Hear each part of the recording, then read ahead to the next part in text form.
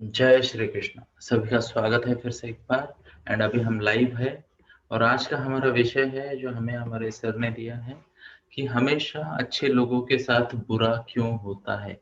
तो कितने लोगों को लगता है कि अच्छे लोगों के साथ बुरा होता है? शो ऑफ हैंड्स अगर आपको लगता है तो कि अच्छे लोगों के साथ बुरा होता है। ओके, तो यहाँ पे मत बिखरे पड़े हैं। तो कुछ लोगों को लगता है और कुछ लोगों को नहीं लगता, और आप दोनों सही हो। आप दोनों सही हो और इस पे हम बात करेंगे। मुझे कुछ सेकंड्स का समय दीजिएगा, मैं इस लिंक को कुछ जगह पे शेयर करना चाहूंगा। तो कुछ सेकंड का समय लूंगा मैं आपके साथ एंड इसमें यस, हियर वी गो।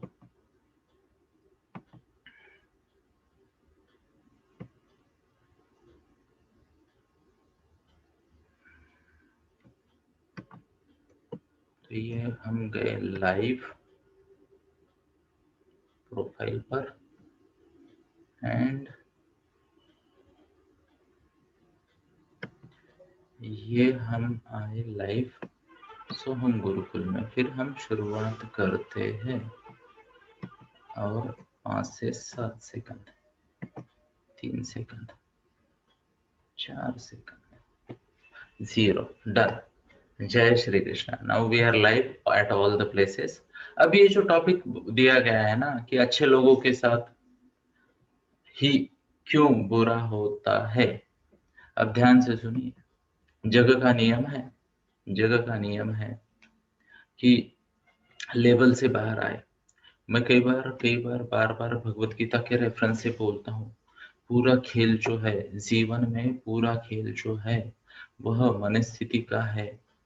परिस्थिति जो हमारे नियंत्रण में नहीं है, मनस्थिति जिसमें हमारा आंशिक नियंत्रण है। फिर बात आती है आदतों की, हैबिट्स जो हम पाल रखते हैं। और उसके बाद एक और फैक्टर आता है जिसे कहते हैं दैव। दैव यानी भाग्य। ओके, अब कुछ चीजें होती है जो दैव पे निर्भर होती है और इसमें कोई शंका नहीं है। कुछ चीजें आदतों पे निर्भर होती है। किस चीज पे? आदतों पे निर्भर होती है। ओके, तो दैव है, आदतें हैं, मनस्थिति है और परिस्थिति है। सही बात है? यस, क्लियर सो फार। अब इसका आउटपुट होता है हमारे जीवन में घटने वाली घटनाएं। तो अगर कोई ऐसे मानता है कि अच्छे लोगों के साथ बुरा ही क्यों होता है, तो वो एकदम सही कह रहे हैं। और कोई अगर ऐसा मानता है कि अच्छे लोगों के साथ बुरा होता है, ऐसा कुछ नहीं, ये भ्रम है, तो वो भी सही है। ये मानसिकता का खेल है।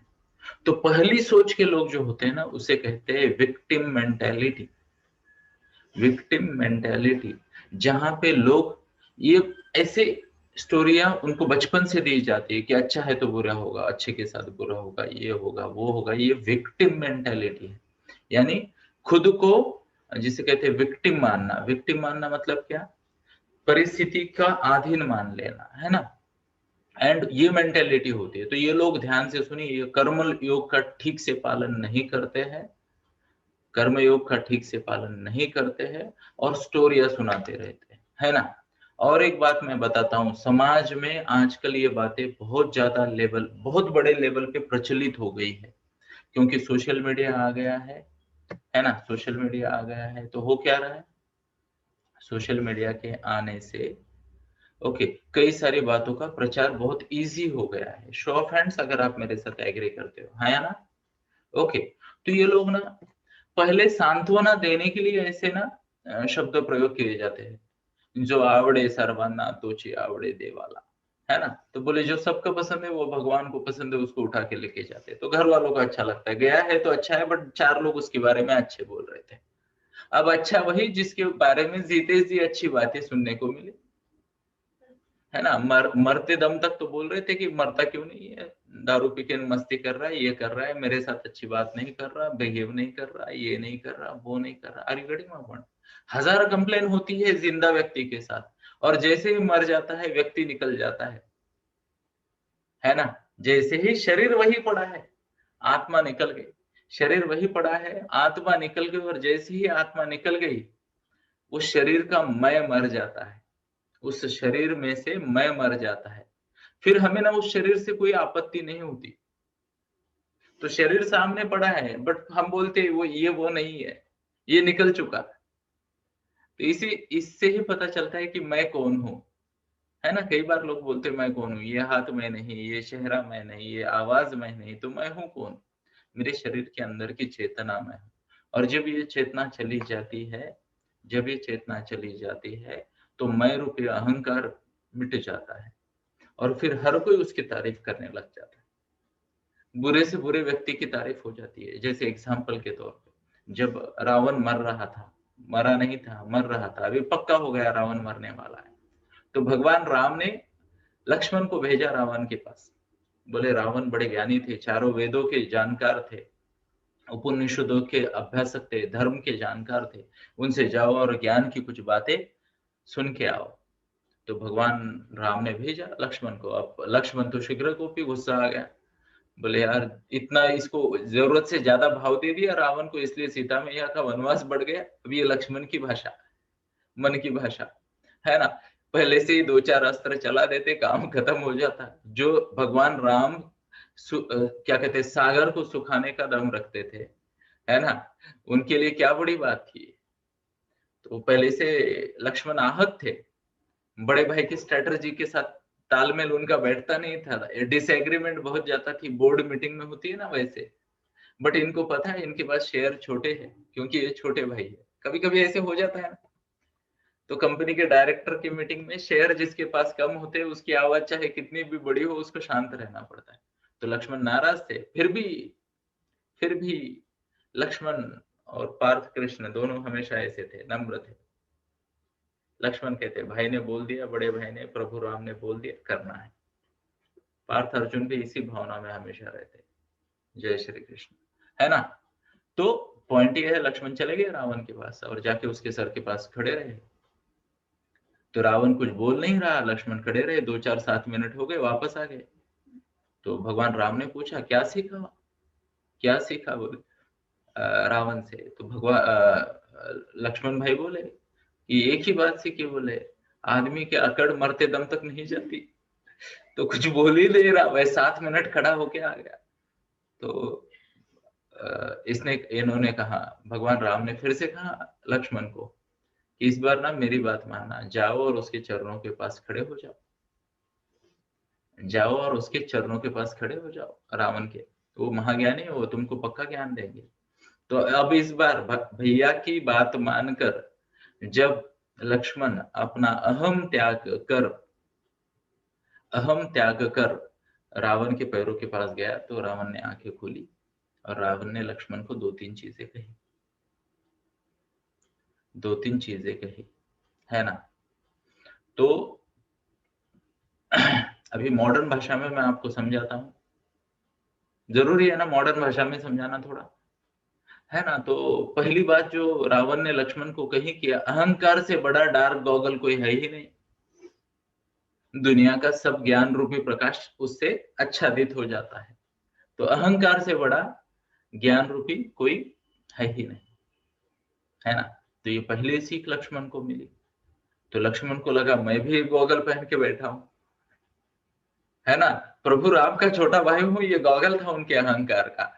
तो वो हमेशा बोलते थे इसको मैं ध्वस्त कर दूंगा, उसको एक बार में मार डालूंगा, वगैरह वगैरह। तो ये पहला था उनका जो उन्होंने रियलाइज किया। दूसरी बात उन्होंने कहा कि किसी को तुच्छ नहीं समझना चाहिए। और आज के हमारे टॉपिक में इस पे मैं बात करूंगा, किसी को तुच्छ नहीं समझना चाहिए, और इसमें मैं स्वयं भी आता हूँ, है ना। पहले ये एग्जाम्पल कंप्लीट करते हैं। तो किसी को तुच्छ नहीं समझना चाहिए। तो लक्ष्मण के चेहरे पे कंफ्यूजन आ गया और उसने बोला कि जब मैंने त्रिलोक पे विजय हासिल की और इंद्र को पकड़ के लाके मैंने मेरे राजा का जो आसन होता है उसके पीछे बांध दिया, इंद्र को बांध के रखा था। आप देखिए पुराणों में पढ़िए तो बोले जब इंद्र को लाके पीछे बांध दिया तब मुझे अहम हो गया और ब्रह्मा जी आ गए सेटलमेंट करने। क्या? सेटलमेंट करने, क्योंकि इंद्र के आसन के सिवा जग चलेगा कैसा ना।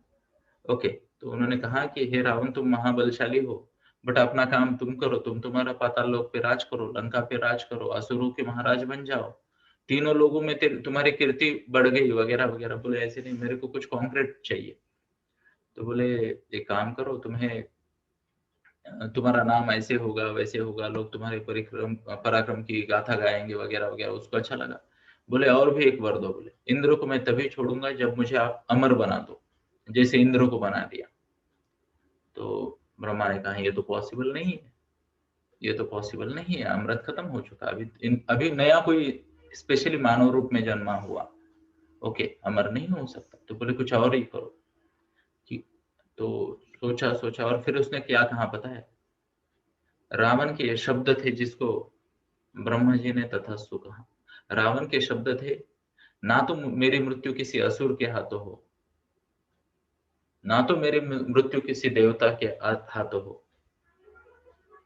ओके, तो भगवान ने कहा कि तुम्हें क्या लगता है तुम्हारी मृत्यु किसके हाथों होंगी? बोले अगर मेरी मृत्यु ही आए तो हो इनके हाथों आए। बोले जंगली जानवर जैसे मरकट, रिच या फिर तुच्छ इंसान, इनमें से कोई मुझ पे आक्रमण कर दे तो मेरी मृत्यु हो, बट देवता और इनसे नहीं।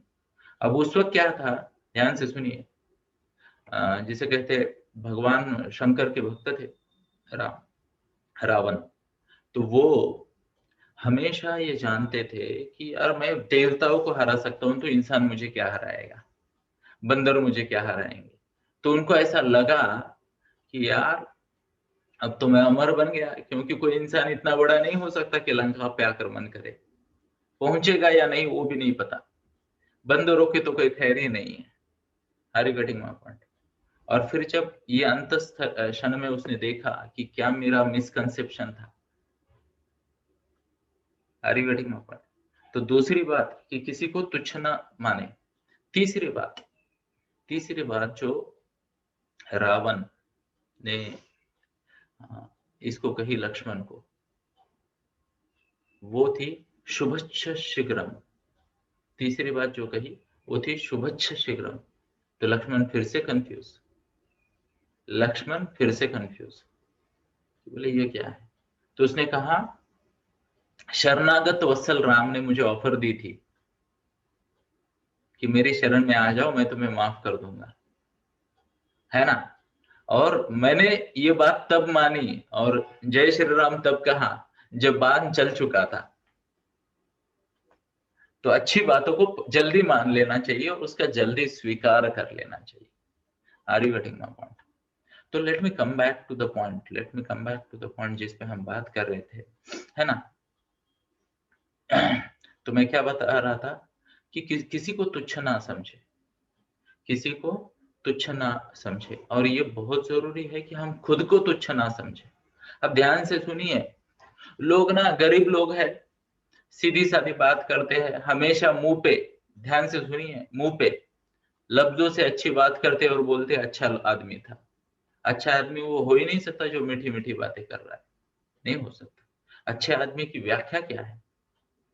ध्यान से सुनिए, अच्छा आदमी वह है जो कर्मयोग का पालन करे। अच्छा आदमी वह है जो कर्मयोग का पालन करे, और जो कर्मयोग का पालन करता है, जो कर्मयोग का पालन करता है उसके साथ बुरा हो ही नहीं सकता, हो ही नहीं सकता। क्योंकि ये तो अध्याय 18 में towards the end of 18th अध्याय, 18th chapter of Bhagavad Gita, ये भगवान की वाणी है कि मेरे भक्तों का कभी नाश नहीं हो सकता। Are you getting my point? ये प्रभु की वाणी है और ये झूठी हो नहीं सकती। आई होप आपको बात समझ में आ रही होगी, शो ऑफ हैंड्स अगर आ रही है तो ये बहुत जरूरी है। कर्मयोगी है वह अच्छा इंसान है, बाकी कोई नहीं। एग्जाम्पल के तौर पर अपने ही कुल के नाश का कारण बन गया अर्जुन, हाँ या ना? शो ऑफ हैंड्स अगर आप एग्री करते हो मेरे साथ। अपने कुल के नाश का हो गया ना, अदरवाइज वहां तो कई सारे चिरंजीवी, कई सारे पराक्रमी थे, बट फिर भी वह स्वर्ग के सुख को, स्वर्ग के भोग को और त्रैलोक्य के राज्य को भोगने के काबिल बन गया, टिक लग गई, क्योंकि वो कर्म योग कर रहा था। तो ध्यान से सुनिए, विक्टिम मेंटेलिटी से बाहर आते, विक्टिम मेंटेलिटी। मेरे साथ अच्छा हो रहा है, मेरे साथ बुरा हो रहा है, ये हो रहा है, वो हो रहा है। ध्यान से सुनिए, मैं बार बार बताता हूँ, यूनिवर्स इस दीवार की तरह है। यूनिवर्स इस, अरे पड़ोसी जाग जाएंगे, नहीं अच्छी बात है, पड़ोसी गांव गए अभी तक आए नहीं है तो, हाँ अरे आ गए, सॉरी सॉरी सॉरी पड़ोसी, सॉरी दिवाली से वापस आए हैं, ओके। बट चलो कोई बात नहीं, आई बिलीव रात के 5:30 बजे है, सुबह के तो वो उस खुली में होंगे उधर वाली। तो पॉइंट क्या है, यूनिवर्स इस दीवार जैसा है। इस दीवार पे अगर मान लो मैं पत्थर मारूं तो क्या होगा, नीचे गिर जाएगा। पानी मारूं तो एक अलग गति से नीचे गिर जाएगा। व्हाट इफ मैं इस पे ना खाने का अपना तेल, ऑयल डालू उस पे तो क्या होगा।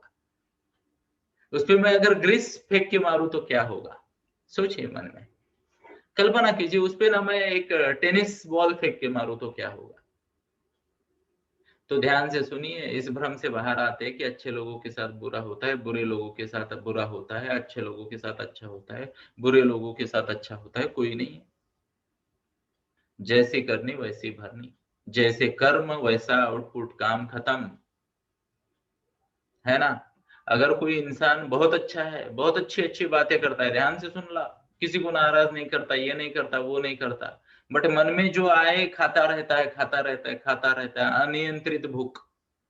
Are you getting my point? Zero exercise, कोई योग नहीं, कोई मेडिटेशन नहीं, कोई प्राणायाम नहीं, बीमारी उसको फटाक से पकड़ लेती है और बोलती है तुम मेरे साथ चलो, तुम्हारे जैसा शौकीन आदमी हमें ऊपर चाहिए, है ना। फिर लोग बोलते हो अरे इतना अच्छा था, कभी किसी को नाराज नहीं करता था। अरे यार आई टेल यू, मैं अभी अभी मेरे एक दोस्त की पोस्ट पढ़ रहा था, सुबह सुबह 4 बजे पोस्ट कर दी उसने, और बड़ा ज्ञानी दोस्त है, वैद्य है, नाम नहीं लूंगा उसका मैं यहाँ पे, ओके।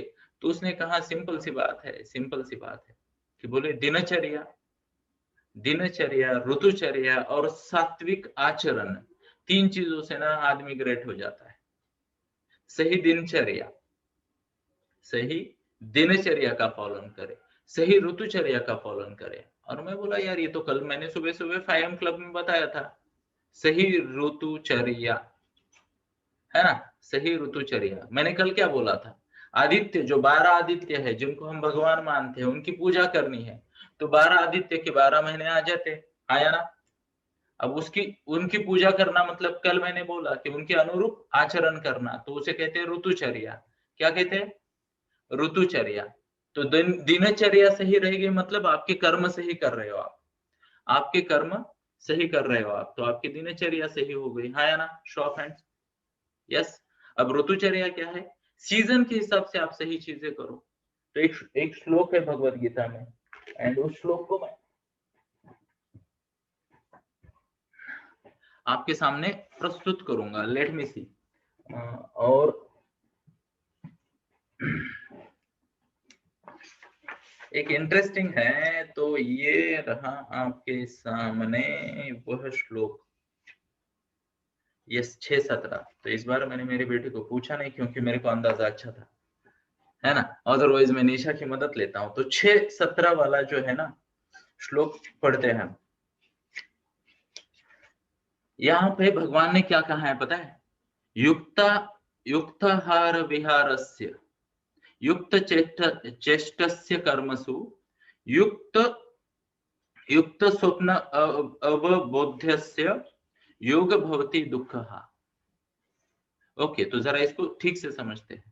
जो मैंने कहा कि सही आदमी कौन है, अच्छा आदमी कौन है, तो जिसे कहते हैं युक्त आहार, युक्त विहार, ओके, युक्त नियमित आचरण, ओके, यानी फिर युक्त स्वप्न अवबोधस्य। स्वप्न अवबोधस्य मतलब क्या, सही प्रोपोर्शन में, स्वप्न यानी नींद और बोध यानी जागृत अवस्था, तो उसका सही प्रोपोर्शन होना, ओके। योग अभ्यास भवति, है ना। तो इन चीजों से दुष्टों का दुष्ट चीजों का या जिसे कहते हैं निगेटिव एनर्जीज का नाश होता है। क्लियर है, सो फार सो गुड। युक्त आहार यानी क्या, प्रॉपर डाइट, ओके। दूसरी बात क्या है, युक्त विहार यानी प्रॉपर, जिसे कहते हैं आपका एक्सरसाइज वगैरह, ये सब चीजें आ गई। सही खाना पीना, सही खाना पीना, क्लियर है। इसके बाद युक्त आहार, युक्त विहार, सही खाना पीना, सोना जागना सही वक्त पे, सही कर्म, कर्मसु जिसे कहते हैं, युक्त चेष्टस्य कर्मसु। चेष्टा मतलब क्या पता है आपको? तो भगवत गीता में या फिर संस्कृत में चेष्टा का मतलब प्रयास होता है, प्रयास।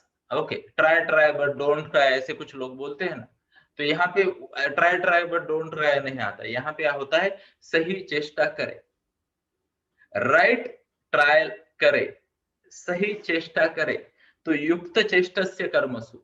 तो ये जो चीज है ना, जय श्री कृष्ण, भगवत गीता में बताई गई है, ये जो करता है ना वो अच्छा आदमी है, और उसके साथ कभी बुरा नहीं हो सकता दोस्तों, मार्क माय वर्ड्स, ये भगवान की वाणी है, गलत नहीं हो सकती। मतलब युक्त आहार सही डाइट, युक्त विहार सही एक्सरसाइज, युक्त चेष्टस्य मतलब अपने सही कर्म करना, बार बार करना। ओके, युक्त आहार, युक्त विहार, युक्त चेष्टा, फिर योग, और सही प्रोपोर्शन में जागना और सोना। काम खत्म, काम खत्म, उसके साथ बुरा हो ही नहीं सकता, उसके साथ बुरा हो ही नहीं सकता, और अगर हो भी गया तो उसको आगे पीछे कुछ न कुछ हिस्ट्री होगी। Are you getting my point? तो एक हिंदी में कहावत है, 100 चूहे खा के बिल्ली चली हज को, है ना? तो कभी कभी ऐसा हो जाता है कि कुछ लोग रिपेयर का वर्क शुरू कर देते हैं, रिपेयर का वर्क शुरू कर देते हैं और वो पूरा हो जाता है तो वो रिकवर हो जाते हैं। कुछ लोग थोड़ा लेट रिपेयरिंग को लग जाते हैं, तो भोगों से बच नहीं पाते। क्लियर है शो ऑफ हैंड्स, अगर आप मेरी बात को समझ रहे हो? तो कृपया कृपया इस भ्रम से बाहर आए कि अच्छे लोगों के साथ अच्छा होता है। If you are good and आपके साथ बुरा हो रहा है तो उसका रीजन ढूंढे, है ना? उसको कोई इमोशनल या स्पिरिचुअल लेवल ना दे, रीजन ढूंढे और उस रीजन का समूल नाश करने का प्रयास करे, समूल नाश करने का प्रयास करे। और एक बात है, ध्यान से सुनिए, पिछले हफ्ते मैंने बात की थी भगवत गीता में, गुरुवार में, उसका एपिसोड याद है, अवेलेबल है यूट्यूब पे, आई थिंक हमारे फेसबुक ग्रुप में भी अवेलेबल है। कौन से? पॉजिटिव पेरेंटिंग विद सोहम गुरुकुल, उसमें भी अवेलेबल है। तो वहां पे हमने स्थित प्रज्ञ की व्याख्या की थी, है ना? तो भगवत गीता अध्याय 2 श्लोक 54 से श्लोक 72 तक स्थित प्रज्ञ की व्याख्या की थी। तो यहाँ पे अच्छा और बुरा जो होता है ना, यह भ्रम है, यह भ्रम है। अच्छा और बुरा जो होता है ये भ्रम है, आप ध्यान से सुन लो।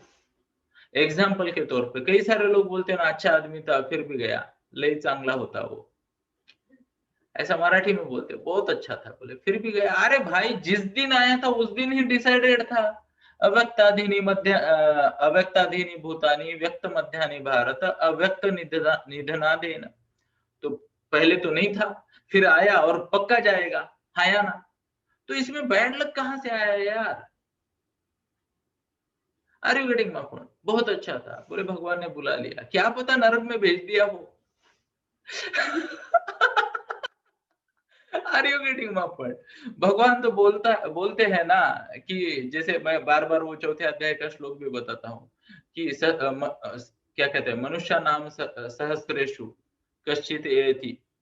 तो वो जो श्लोक है, वहां भगवान बार बार बताते हैं कि सहस्त्रों में एक प्रयास करता है स्थित प्रज्ञ बनने का, और उनमें से कहता विरला उनको प्राप्त होता है। Are you getting my point? तो स्थित प्रज्ञ की व्याख्या में बता रहा था, स्थित प्रज्ञ वह है जो हर चीज को समानता से ले।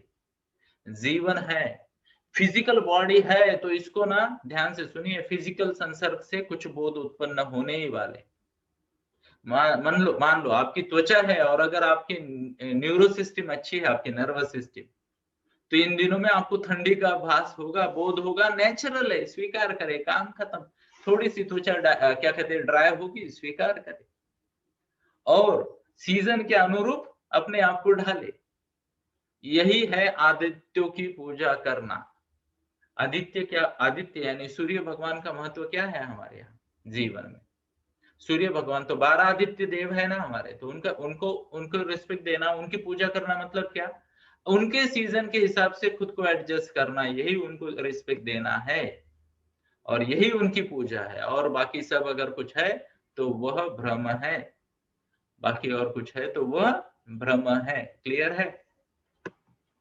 तो मान लो ठंडी के दिनों में आई टेल यू, ध्यान से सुनिए, आजकल की पीढ़ी ना इतनी इतनी लो ऑन इम्यूनिटी हो रही है, physical immunity, mental immunity, social media immunity इतनी कम हो गई लोगों की। ये भी नई इम्यूनिटी आ गई ना, सोशल मीडिया इम्यूनिटी। लोग हर्ट हो जाते हैं सोशल मीडिया पे, पोस्ट किसी ने गलत कर दी, रिप्लाई गलत कर दिया तो। Are you getting my point? है ना। तो कल मेरे एक फ्रेंड ने एक पोस्ट की थी, मैं जस्ट आपको बताता हूँ, लेट मी सी कि मुझे वो मिलता है क्या। तो मेरे एक फ्रेंड ने एक पोस्ट कर दी और मुझे ऐसा लगा कि उसको रिप्लाई किया जाए। ओके, तो मैं अभी उसका नाम तो नहीं लूंगा और पोस्ट भी नहीं दिखाऊंगा, है ना, अदरवाइज पंगे हो जाएंगे। बट वो पोस्ट में पढ़ने का प्रयास कर रहा हूँ बैक एंड में।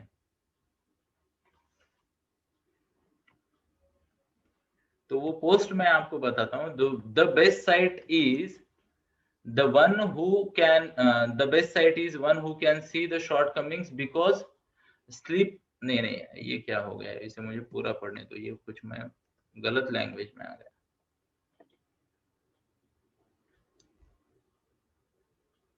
हाँ, सी द ओरिजिनल, हाँ अब मुझे ओरिजिनल दिखाई दे रहा है।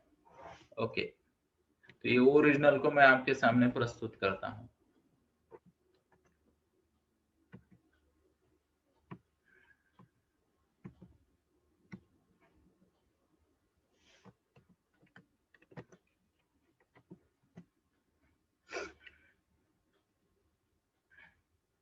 अब ध्यान से सुनिए। A good friend of mine जिन्होंने ये पोस्ट किया और मेरे दिमाग में आया था कि इनको कुछ सलाह दे, फिर मैंने खुद को रोका, क्यों रोका वो भी बताता हूँ। तो मैंने ये पोस्ट को कॉपी करके आपके सामने इधर प्रस्तुत किया है, बोलो क्या आप देख पा रहे हो वैसे? तो उनकी पोस्ट कुछ ऐसे, सबसे बेहतरीन नजर है वो है जो अपनी कमियों को देख सके, क्योंकि नींद तो रोज खुलती है पर आंखें कभी कभी।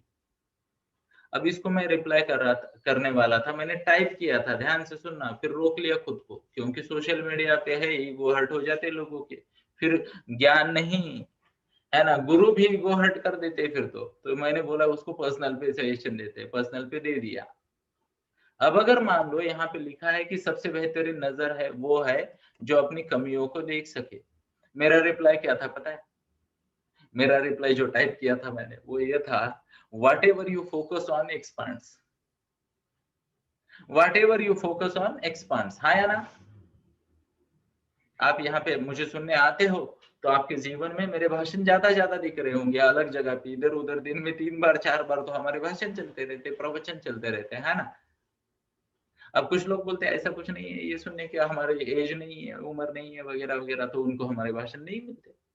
अरे बेटे ना, जैसे मान लो मैं अभी स्वामी विवेकानंद जी को पढ़ रहा हूँ, ओके, तो what ever you focus on expands, है ना, यस और यस, शो ऑफ हैंड्स। तो ये बात तो सिंपल है ना, तो मैं उसको रिप्लाई दे रहा था। अभी उनका फोकस कहाँ पे है, ध्यान से सुनिए, उनका फोकस है सबसे बेहतरीन नजर वो है जो अपनी कमियों को देख सके, है ना। सबसे बेहतरीन नजर एक्चुअल में वही है, एक्चुअल में वही है जो अपने इम्प्रूवमेंट की नीड्स को पे फोकस कर सके, कमियों को देखना नहीं है, कमी is a negative word. Improvemental area जब आते हैं ना तो आदमी सोचता है, ध्यान से सुनिए, अगर मैं बोलूं कि यार तुम में ये कमी है तो आदमी विल फील निगेटिव, आदमी विल फील डिप्रेस्ड कि यार ये मेरे पास क्यों नहीं है। Are you getting my point? And if we tell the person कि यार इसमें आप इंप्रूव करो, ये इंप्रूव करोगे तो ऐसे ऐसे ऐसे ऐसे अच्छा होगा, नजर बदली, ध्यान से सुनिए, जीवन बदला, नजर बदली की जीवन बदला। Okay, are you getting my point? तो अपनी कमियों को देखने वाला इंसान ना ग्रेट नहीं हो सकता। सबसे बेहतरीन नजर वो नहीं जो अपनी कमियों को देखे, सबसे बेहतरीन नजर वो है, सबसे बेहतरीन व्यक्ति वो है जो इस बात को देखे, इस बात को समझे कि मुझे कहाँ इंप्रूव करना है। अरे गेटिंग माय पॉइंट? अब चॉइस ऑफ वर्ड है, इस पे हो सकता है मैं 2 दिन भाषण दे दूं, चॉइस ऑफ वर्ड और सेल्फ टॉक पे। अरे गेटिंग माय पॉइंट? तो ये बेहद जरूरी है। तो वो जो शुरुआत में शब्द आए थे ना, उसको थोड़ा सा मॉडिफाई करते हैं, है ना, उसको थोड़ा सा मॉडिफाई करते हैं ये शब्दों को, कि अच्छे लोगों के साथ ही क्यों बुरा हो जाता है। तो इसको मॉडिफाई ऐसे करेंगे, अगर आपको लगता है कोई इंसान अच्छा है और उसके साथ बुरा हो रहा है, तो बैक एंड में कुछ ऐसी उसकी बुराई है जो आप नहीं जानते, है ना। बैक एंड में ऐसी कोई बुराई है जो आप नहीं जानते। तो मेरी जानकारी के अनुसार वो अच्छा था, कुछ बुराइयां होगी उसके लिए, इसलिए उसके साथ बुरा हो गया। आप बोलिए, ध्यान से सुनिए। कुछ लोग सोचते हैं कि सिर्फ सिर्फ अच्छे वर्तन से उनके साथ अच्छा होगा। ना ना, आई टेल यू, जायसी चेत कर्मणस्य यथा मता बुद्धिर जनार्दन तत्किम कर्मणि घोरे माम नियोजयसि केशव। अर्जुन ने कहा, ओके, तीसरे अध्याय की शुरुआत में, जायसी चेत कर्मणस्य यथा बुद्धिर जनार्दन मता बुद्धिर जनार्दन तत्किम कर्मणि घोरे माम नियोजयसि केशव। तो अर्जुन ने तीसरे अध्याय की शुरुआत में भगवान कृष्ण को बताया, और इस पे मैं डिटेल में बात करने वाला हूँ। गुरुवार शाम 6 से 7 डिटेल में बात करूंगा, अभी शॉर्ट में बताता हूँ। अर्जुन ने कृष्ण को पूछा कि हे भगवान, अगर आपको लगता है कि बुद्धि कर्म से श्रेष्ठ है, तो फिर आप मुझे ये युद्ध के घोर कर्म में क्यों डालना चाहते हो? आपको लगता है ना कि जो आया है वो मरने वाला है, जो होने वाला है वो होने वाला है, फिर आप क्यों मेरे से मरवा रहे हो ये भीष्म को, द्रोण को, दुर्योधन को, शकुनी को? कोई मामा है, कोई चाचा है, कोई भाई है, कोई दादा है, कोई गुरु है, इनको क्यों मरवा रहे हो? तो भगवान ने क्या कहा पता है? ओके, व्यामिश्रेण वाक्येन बुद्धि मोह यसिव में तदेक, तदेक मतलब तद एक वद निश्चित, एक ही बात निश्चित करके मुझे बताओ। ये न श्रेयो अहम आप्युमा याम, मतलब मेरे लिए श्रेष्ठ क्या है, मैं कौन सा मार्ग का अवलंब करूं, वो मेरे को प्लीज पक्का बताए। ये किसने कहा? अर्जुन ने, क्योंकि वो कंफ्यूज हो गए थे। तो भगवान ने क्या कहा? लोकेन अस्मिन द्विविधा, लोकेन अस्मिन द्विविधा, लोगों के मन में हमेशा दो द्विविधा होती है, लोग कंफ्यूज हो जाते हैं। दोनों द्विविधा, उनके मन में दो विचार आते रहते। निष्ठा पूरा प्रोक्ता मया घन ज्ञान योगी न संख्यायाम संख्या नाम कर्म योगे न योगी नाम। ओके, तो कुछ लोग क्या कहते हैं? ज्ञान योग, आपको पता चल गया ना, आत्मा तो नष्ट नहीं होती, शरीर नष्ट हो जाता है, जो आया है वो जाएगा ही, टिकट तो पहले कट चुकी है ना। तो कुछ लोग बोलते जाना है तो बस कुछ नहीं, पूरा जीवन भर मेडिटेशन करो, प्रभु का नाम करो और निकल जाओ।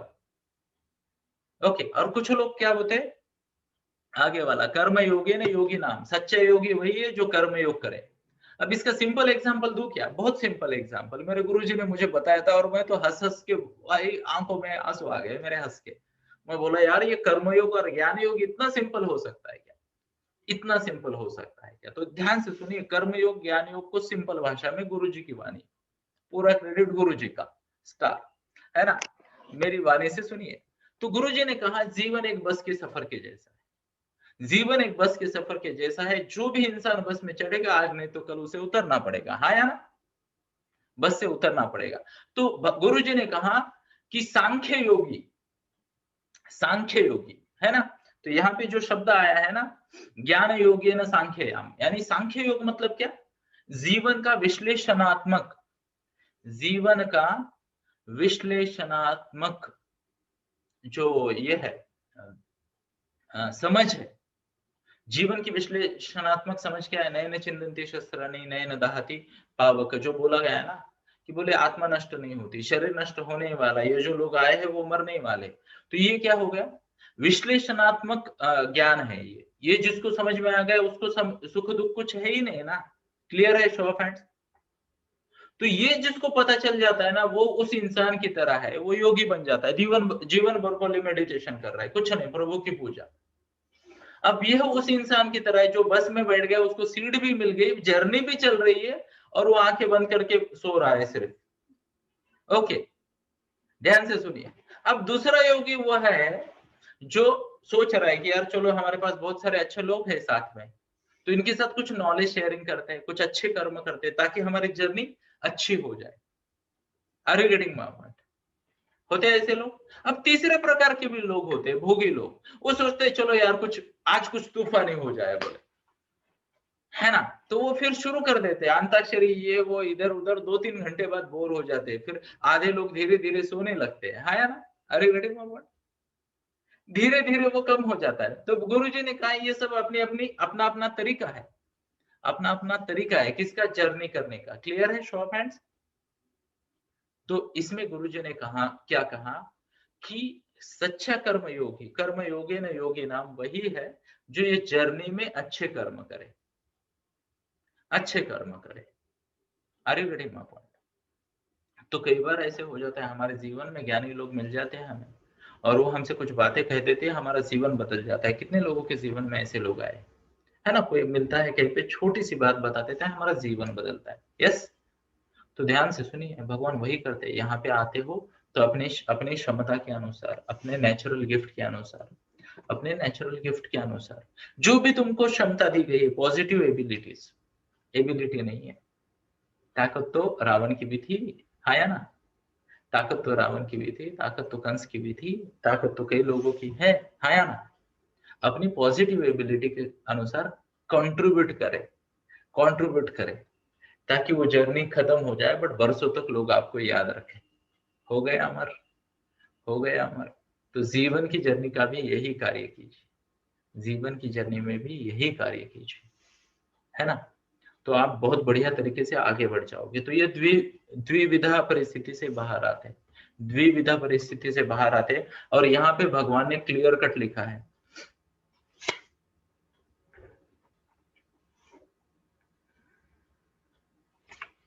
यहाँ पे भगवान ने क्लियर कट बताया है कि उनके अनुसार, उनके अनुसार, है ना। तो अध्याय 3 के 7वें श्लोक में भगवान ने ये कहा है, कर्म योगम असक्त स विशिष्यते। तो उन्होंने ये कहा कि कर्मयोग विशेष है, कर्मयोग का त्याग नहीं करना चाहिए। इवन अध्याय 18 की शुरुआत में भी भगवान ने यही बताया। अगर आप अध्याय 18 देखोगे तो भगवान ने ये बताया है कि 3 चीजों का त्याग नहीं करना चाहिए, 3 चीजों का।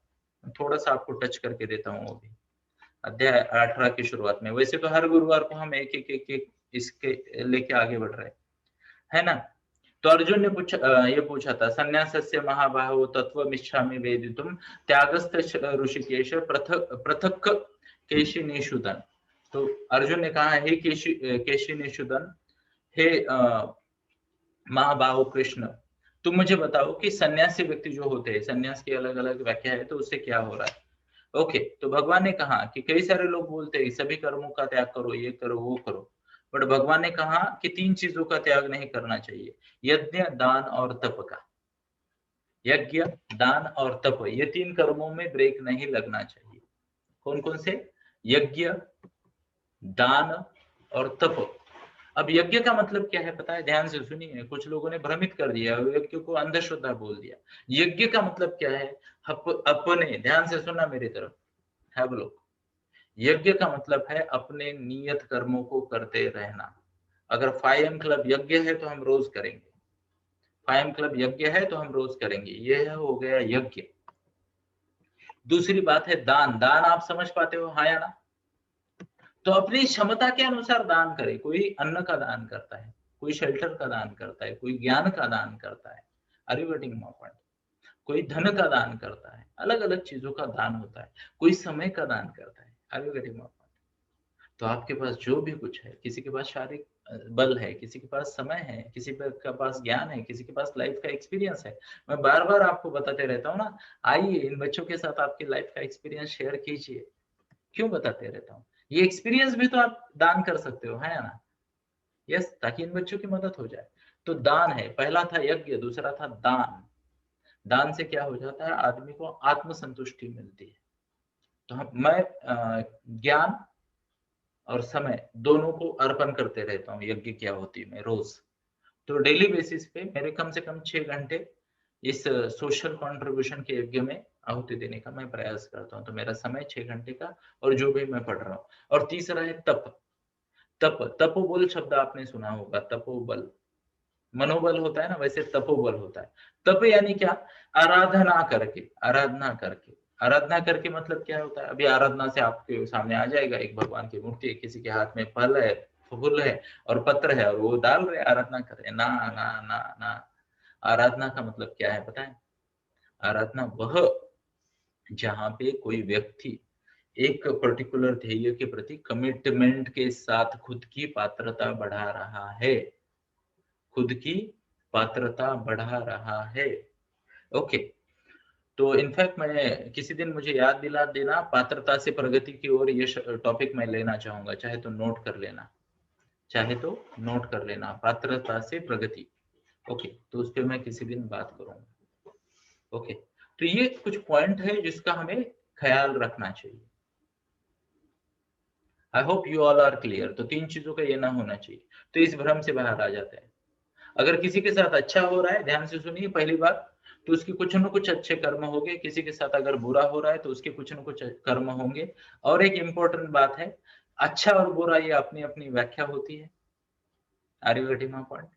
एग्जाम्पल के तौर पे रिलेशनशिप एक अनमोल गहना है, एक अनमोल बेनिफिट है जो हम सब एंजॉय कर सकते हैं, हाँ या ना? But most of the people nowadays are not focusing on relationship, they are not. अच्छी relationship, taking care of people, अपने लोगों का ध्यान रखे, उनको गाइड करे, उनके साथ समय बिताए, उनकी केयर करे, नहीं कर रहे लोग। Are you getting? अब ये तो अच्छा ही है ना, है ना? बट लोग नहीं कर रहे। Are you getting? तो कई सारी चीजें हैं जिससे अच्छाई डिफाइन हो सकती है। Are you getting my point? अब कुछ लोग ना सक्सेसफुल और अच्छे इसमें कंफ्यूज कर देते हैं। हर अच्छा इंसान सक्सेसफुल होगा ही ऐसा नहीं है, हर सक्सेसफुल इंसान अच्छा होगा ये नहीं है, बट अच्छा ही सक्सेस में डेफिनेटली परावर्तित होगी। सक्सेस अच्छाई में परावर्तित होगा क्या हर बार? I am not sure. Are you getting my point? अच्छा, अच्छे बुरे की डेफिनेशन क्या है? एग्जाम्पल के तौर पे जस्ट इमेजिन करो, एक हिरन है और 10-15 हिरन घूम रहे हैं और उनकी दोस्ती हो गई एक शेर के साथ। किसके साथ? एक शेर के साथ। अब अगले दिन वो शेर ने एक दूसरे हिरन को मार के खाया, तो सबको लगेगा ये तो बुरा हिरन है ना? अब मान लो वही शेर कुछ दिनों बाद शिफ्ट हो जाता है, शेरों के झुंड में चला जाता है, और वो बोलते हैं हिरन मेरे दोस्त होते, मैं हिरनों को मारूंगा नहीं। वो बोलेंगे क्या बकवास शेर है, बोले शिकार नहीं करता, बुरा शेर है ये, this is not a good sher, this is a bad sher. Are you getting my point? तो अच्छाई और बुराई भी रिलेटिव होती है, रिलेटिव होती है। अब यहाँ पे मेरा एक सजेशन है, आप सबको एक सजेशन है, अच्छे और बुरे के बारे में ना सोचें, न्यूट्रल भाव रखें। और दूसरी बात, शोषित ना बनने दे खुद को शोषित न बनने दे। ओके, ये भी बहुत जरूरी है, ये भी बहुत जरूरी है, खुद को शोषित न बनने दे। Okay, how many of you believe जरूरी है, हाँ या ना? Show of hands. ओके, तो मैंने जिस शब्द से शुरुआत की उसी शब्द पे मैं वापस आता हूँ और उसी शब्द से आगे बढ़ेंगे। वो शब्द था कि एक मेंटेलिटी होती, एक मेंटेलिटी होती है जिसका नाम है शोषित mentality. What is the word? शोषित मेंटेलिटी। ये हर बार दया के पात्र बनना चाहते, हर बार करुणा के पात्र बनना चाहते, हर बार ना ये विक्टिम बनना चाहते। What is the word? Victim. यानी मान लो इनको बुरा लगा तो ये नहीं कहेंगे कि मुझे बुरा लग रहा है, ये मेरी इमोशंस है, ये मेरी फीलिंग है, ये मेरी ड्यूटी है मेरी इमोशन को रेगुलेट करना। वो ये नहीं बोलेंगे, वो ये बोलेंगे उसने मेरे साथ बुरा किया। जिसे कहते हैं ना, ये वो लोग है जो लोगों के शब्दास्त्रों के सामने आ जाते हैं और बोलते हैं उसने मेरे को ऐसा कहा, उसने मेरे को। अरे यार, आपके पास चॉइस है, आपके पास चॉइस है वो शब्दों को महत्व देना है या नहीं देना है, उस कृति को महत्व देना है नहीं देना है, उस व्यक्ति को महत्व देना है या नहीं देना है, ये आपका चॉइस है या ना? अब ध्यान से सुनिए, पार्शियलिटी ये विश्व की स्थापना से ही अस्तित्व में है और हमेशा रहेगी विश्व के अंत तक, पार्शियलिटी। तो people would always be partial, people would always be partial. Give me 1 minute please.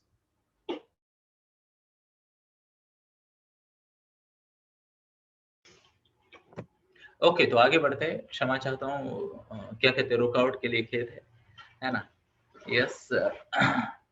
तो मैं जिस मुद्दे की बात कर रहा था कि खुद को विक्टिम ना बनने दे, खुद को विक्टिम न बनने दे। Are you getting my point? लोग अपनी बातें कहेंगे, विश्व की निर्मिति से पार्शियलिटी का रूल है। अब जिस द्रोण को इतना पूजा जाता था, उस द्रोण ने कहा कि क्षत्रिय नहीं हो, कर्ण को सिखाने से मना कर दिया, भिल्ल के बच्चे का अंगूठा काट लिया, है ना? और ध्यान से सुनिए, पांडवों के वंश का नाश करने वाला अश्वत्थामा, उसको भी ब्रह्म विद्या इसी ने सिखाई। क्या ये पार्शियलिटी नहीं थी? अब ऐसे पार्शियल गुरु के नाम से गुरु द्रोण पुरस्कार देते हैं हम, देते या नहीं देते, मेरे को बताओ। अरे ये तो बड़ी पार्शियलिटी हुई ना कि सबसे अच्छा धनुर्धर पांडवों के पास, सबसे अच्छा गदाधारी पांडवों के पास। दुर्योधन क्या चॉकलेट खाने गया था?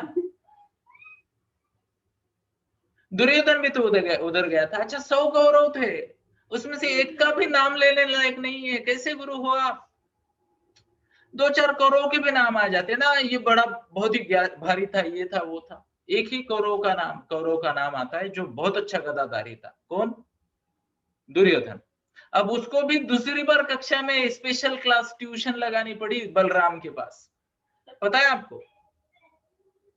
तो मतलब क्या है, इन्होंने सिर्फ 3 लोगों पे काम किया। एक को सर्वश्रेष्ठ भालाधारी बना दिया, क्या नाम है? युधिष्ठिर।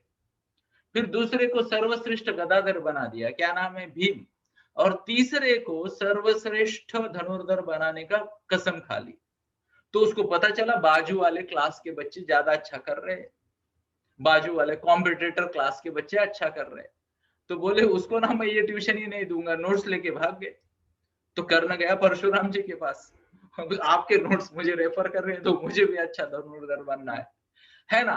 और ये एकलव्य थोड़ा बदमाश था, उसने कॉपी कर ली, चीटिंग कर ली इनके नोट्स की, तो पकड़ा गया तो बोले तेरे को रेस्ट्रिकेट कर देंगे, तू क्षत्रिय रह ही नहीं सकता। अब ऐसे व्यक्ति को, ध्यान से सुनिए, ऐसे व्यक्ति के नाम से हम गुरु द्रोण का द्रोणाचार्य पुरस्कार देते हैं।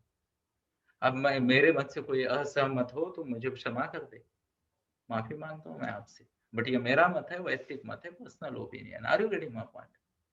अब पार्शियलिटी तो विश्व की निर्मित से ही है या ना? आपको, आपने देखा राम के वनवास का कारण क्या था? कई का अपने सगे पुत्र के प्रति ज्यादा प्रेम। क्या गलत है यार? आपकी मम्मी आपसे प्यार करती है तो क्या अपराध करती है ना? और आपकी मम्मी ने आपके बारे में अच्छा सोचा तो क्या बुरा है? तो कैकेयी ने भी सोचा, रामायण बोले कैकेयी को ये कर दिया, है ना? पुत्र को पुत्र भले ही न होए, माता को माता न होए, ऐसा कुछ है ना?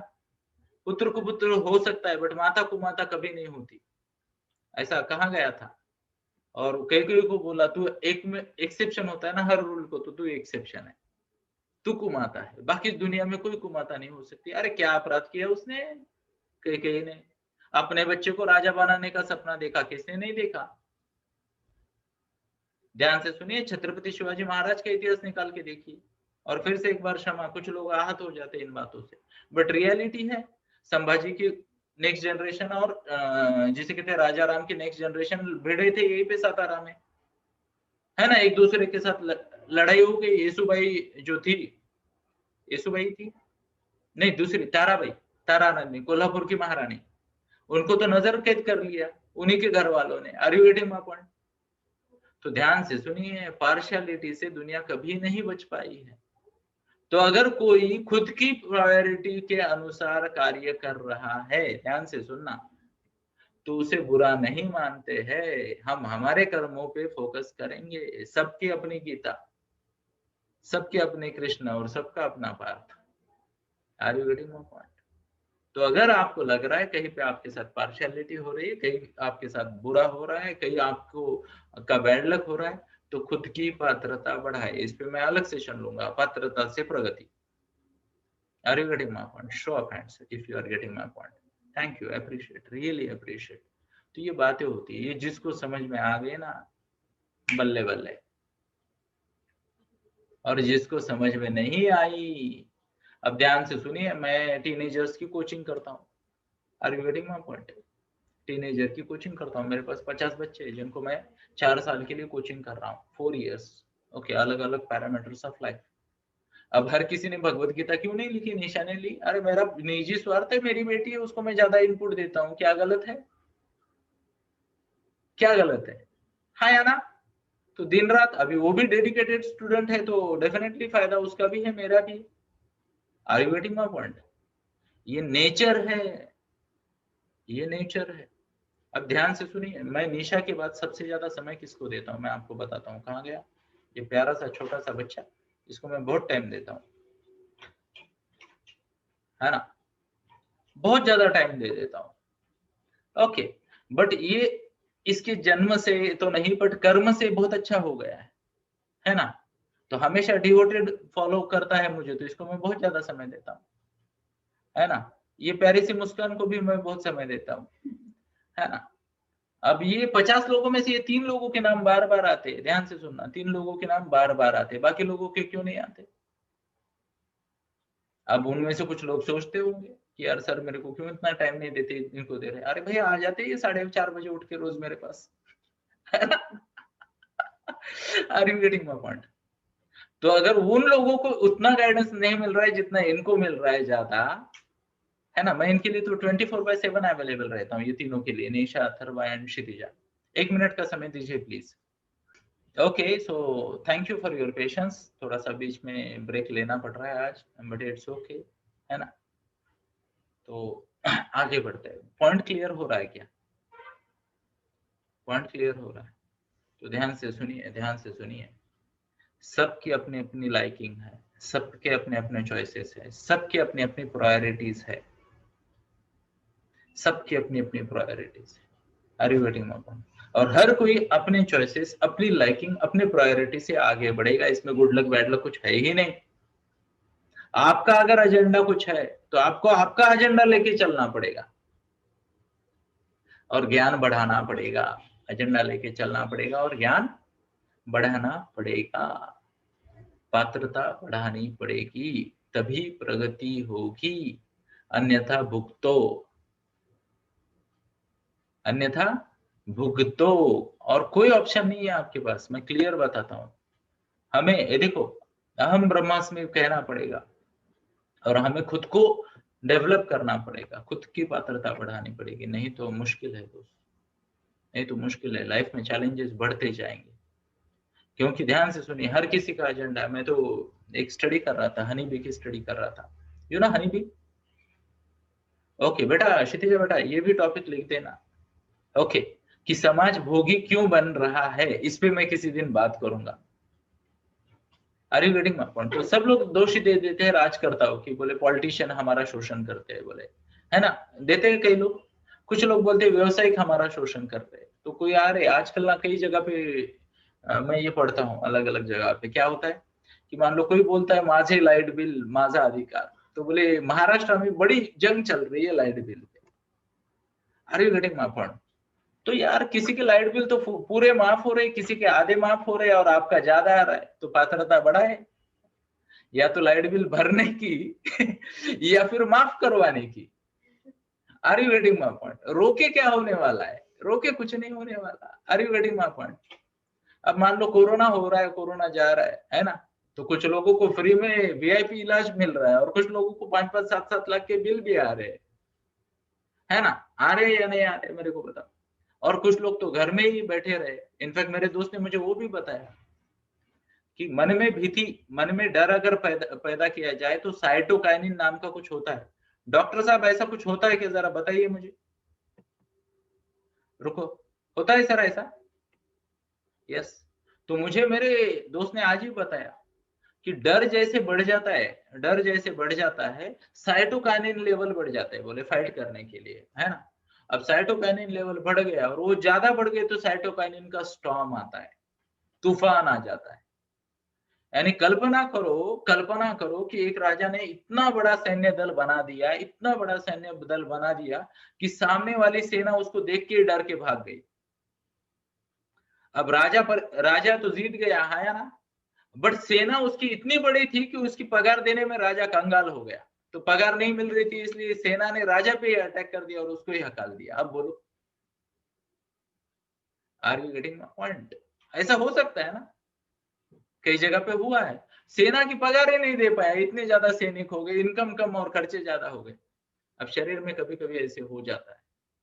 और देखो मेरा दोस्त जो कि एक डॉक्टर है, उसने डेटा देखा कि ज्यादा से ज्यादा जो मौतें हुई है कोरोना की वजह से, वहां पे साइटोकाइनिन स्टॉर्म का रीजन बड़ा था। यानी आपकी ही पेशियों को मार डाला, आपकी इम्यूनिटी कम कर डाली और मर गए, यानी लोग भय से मर गए। अदरवाइज आप देखिए कितने सारे लोग घर में बैठे बैठे ठीक हो रहे हैं ना। अब ध्यान से सुनिए, भय कहां से आया? मैं आपको एक बात बताता हूं, ध्यान से सुनना। By the grace of God I have healed 2-3 cancer patients meditation से। ओके, अब यहाँ पे आपने क्या सुना है?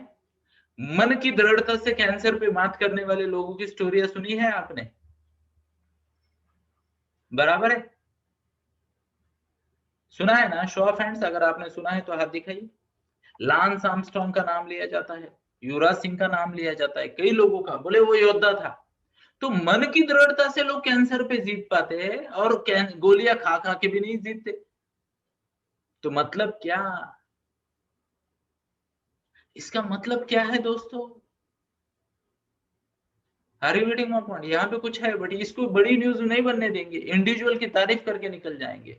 मन का निग्रह, मन की दृढ़ता आवश्यक है। जैसे मैंने बोला, सही दिनचर्या, सही ऋतुचर्या और सदाचार, 3 चीजों से मन दृढ़ बना रहता है, कोई बीमारी नहीं आती, कुछ नहीं होता, और आ भी जाती है तो नमस्ते करके चली जाती है। एग्जाम्पल के तौर पे मैं आपको बताता हूँ, 3 साल हो गए, 3.5 साल हो गए, मेरा 12 घंटे का मिनिमम डेली रूटीन है, कोई छुट्टी नहीं है। आपने देखा होगा, पागल आदमी हूँ, वो 5M क्लब में भी आता रहा मैं दिवाली में, क्या आपने मेरा ऑफ देखा? एक ही दिन ऑफ लिया था जब आप लोग सेलिब्रेशन के मूड में थे, मैं बोला भागो भागो रंगी बिरंगी कपड़े पहन के जब लोग 5 बजे सुबह आ जाते, भागना ही उचित है are you getting my point? तो ध्यान से सुनिए, इन चीजों पे फोकस करते हैं, अपने कंट्रोल में जो चीज है। और ऐसी जिसे कहते हैं चिकनी चुपड़ी बातों से दूर रहे। लोग ना ऐसे ऐसे शब्द लिख देते हैं कि हमारे मन में करुणा आती है। अब आज के लिए आखिरी शब्द मेरा, आखिरी वाक्य, जब भी किसी पोस्ट पे वेरी ट्रू जैसे रिप्लाई आ जाए ना, समझ लेना कोई आपको हिप्नोटाइज कर रहा है। आज की सबसे बड़ी सीख, जब आपके मन में ऐसा सोच आए ना, वेरी ट्रू, हाँ यार सच है, समझ लेना somebody is hypnotizing you और those people। आपने फेसबुक पे देखा कई बार ऐसे हो जाता है, show off hand, yes yes very true, wow wow ऐसे बोलते हैं, मतलब ध्यान से सुनना, ये सब विक्टिम लोग हैं और somebody is victimizing them by use of hypnosis, by use of hypnosis। Are you getting my point? तो वेरी ट्रू, हाँ एकदम बराबर, ऐसी फीलिंग अंदर से आई कि रोक लेना, बोलो क्षितिजा रुक जा, अथर्व रुक जा, रेणु मैम रुक जाओ, यहाँ पे कुछ न कुछ हिप्नोसिस चल रहा है, आपकी मानसिकता को बदला जा रहा है और ये मानसिकता से आप अपने आप विक्टिम बन जाओगे। Are you getting my point? Show of hands if you are. तो इसी के साथ ही मैं आप सभी की आज्ञा चाहूंगा, और ये जो 1-2 टॉपिक मैंने बोले, मुझे आने वाले समय में याद दिलवा दीजिएगा, ये बहुत जरूरी है आपके विकास के लिए। मैं और एक रिक्वेस्ट करना चाहूंगा आप सभी को, ये जो ज्ञान है ये हर जगह उपलब्ध है, बट देता कोई नहीं और लेता कोई नहीं। अगर आप ले रहे हो और आपको इसका फायदा हो रहा है तो कृपया, मैं आपके साथ यूट्यूब की लिंक शेयर करता रहूंगा, ये सबको मैं एक लिस्ट में डाल के शेयर करूंगा, या तो लोगों को हमारे फेसबुक ग्रुप में जोड़े, या फिर इस लिंक को शेयर करें लोगों के साथ, लोगों को इनकरेज करें। इवन मेरे को एक ओपिनियन चाहिए, कैसा होगा, कैसा होगा कि हम हमारा ये जो 1 घंटे का जो भी बात है, इसको डे टाइम में शिफ्ट करें। ध्यान से सुन लेना, सोच लेना इसके बारे में जस्ट थोड़ा सा, और धीरे से अपने एक्टिव जो मेंबर है 5M क्लब के, उसमें रिप्लाई दे देना। कैसा होगा कि सुबह सुबह हम आए, मेडिटेशन करें, योग करें, गोल अलाइनमेंट करें, ग्रेटिट्यूड करें और निकल जाए घंटे भर में, और दिन में किसी पर्टिकुलर समय पे हम मिले, चर्चा करें इसी तरीके की। ध्यान से सुनना, I am talking something very very very practical and important. ऐसा कुछ कर सकते हैं क्या हम? हो सकता है दोपहर का समय ले, हो सकता है शाम का समय ले, जहाँ पे हम चर्चा करें, इसी तरीके से घंटा भर बात करेंगे, आगे जाएंगे, तो ज्यादा से ज्यादा लोग इसका लाभ उठा पाएंगे।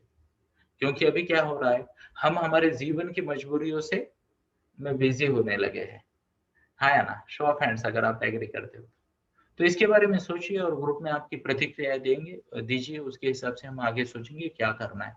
बट मुझे एक समझ में आ रहा है, मुझे एक बात समझ में आ रही है, और वो बात यह है कि हमें इस ज्ञान यज्ञ को आगे बढ़ाते रहना चाहिए। क्या आपको लगता है बढ़ाते रहना चाहिए? तो ये बहुत जरूरी है, तो ये रुकना नहीं चाहिए, है ना?